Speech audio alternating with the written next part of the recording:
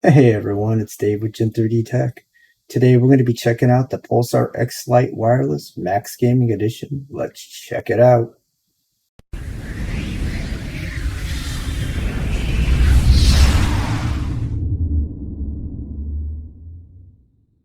Anyways, this is the Pulsar Xlite Max Gaming Edition, which is a collab with MaxGaming. It's similar to their FE Edition, which is a green and yellow Xlite mouse. And as you can see, this one's black and blue, which is the Max Gaming colors. This is a limited edition. I believe there's only 500 of these made, and this is number 56, as you can see. And you can see right here, basically, the main difference between this and the regular Pulsar Xlite V2 is the glass skates, which are the Superglides, and of course the colorful scheme, as the normal one only comes in white, black, and red. At least now. That's the only three that are available. Like I said, you can get this one right here in the green FE edition, which also has the glass feet. So because there's not a huge amount of differences between this and the regular V2, I'm just going to keep this review pretty short. In case you didn't catch my review of the V2, I'll have a link in the description, and there'll also be a link at the end of the video. But I'll quickly go over the basics of the specs. It's got a Pulsar 3370 sensor, which is a fine sensor, and it's got KL 8.0 switches on the main buttons. On the side buttons, it's got microdot switches. As you can see, the weight's 59 grams. Shape is an ergonomic shape, and the build quality is just as good as the regular V2. No creaking, it's just solid. Price of the regular V2 is $79.95, and the price of this edition is $99.95. The green one that you can get from Pulsar is $94.95, which is really just the same mouse as this, just with the green and yellow. Not sure why this one's $5 more expensive.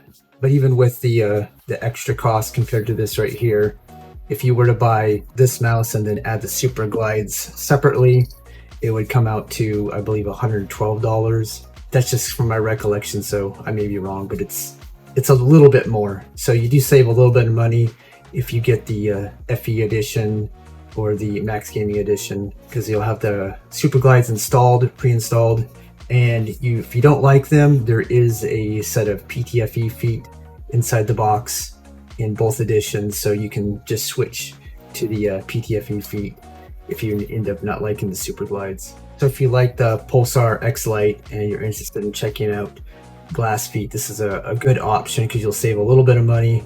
And if you, like I said, if you don't like it, you can always go back to the PTFE feed. Anyways, that's about it for the differences. So really the rest of the review, I'm just going to basically go over my experience of using it and let you know if it's worth it going for this mouse instead of the regular one. And the answer to that question is kind of complicated because it really depends, in my opinion. These glass feet, under the right circumstances, are amazing.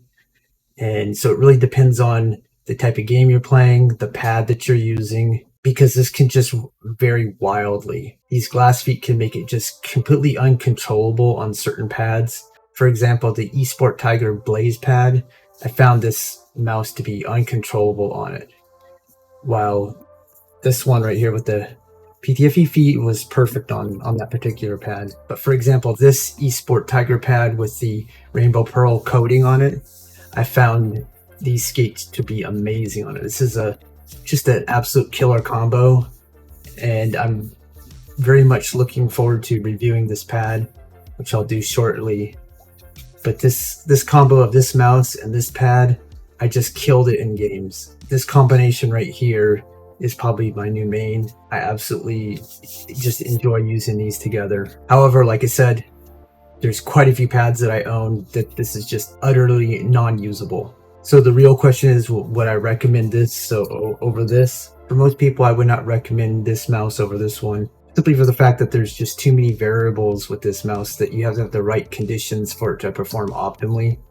Whereas this one, pretty much every pad that I have, it works perfectly in. However, if you're someone that has a bunch of different pads, then yeah, this is probably a great option because you'll probably find 1 or 2 pads that are going to work great with it. But if you only have 1 pad or 2 pads, this is definitely the safer option, and it's also the cheaper option. If you got money to blow, then go ahead and get both, because it's really awesome having an Xlite with the glass feet for, you know, specific circumstances, and then when those don't work, you can always just go back to this one. And of course, I got the mini over here, which I'll be reviewing right after this, and this will also be coming in a FE edition and MaxGaming edition with the glass feet. I'm not sure if I'll get that or not, just because I have a lot of Pulsar mice now. But this is also an awesome mouse. So if these are a little too big for you, you might consider the mini. And if you like the idea of trying out these Superglides, then you can probably get the mini Superglide edition of that mouse right there too. But of course, the safe option is just getting the normal mini. Anyways, that's about it for this review. If you have any questions or comments, feel free to leave them in the comment section. Anyways, hopefully you liked this video. If you did, go ahead and hit that like button. And leave a sub if you want. If not, no big deal. And I'll see you on the next one. Later.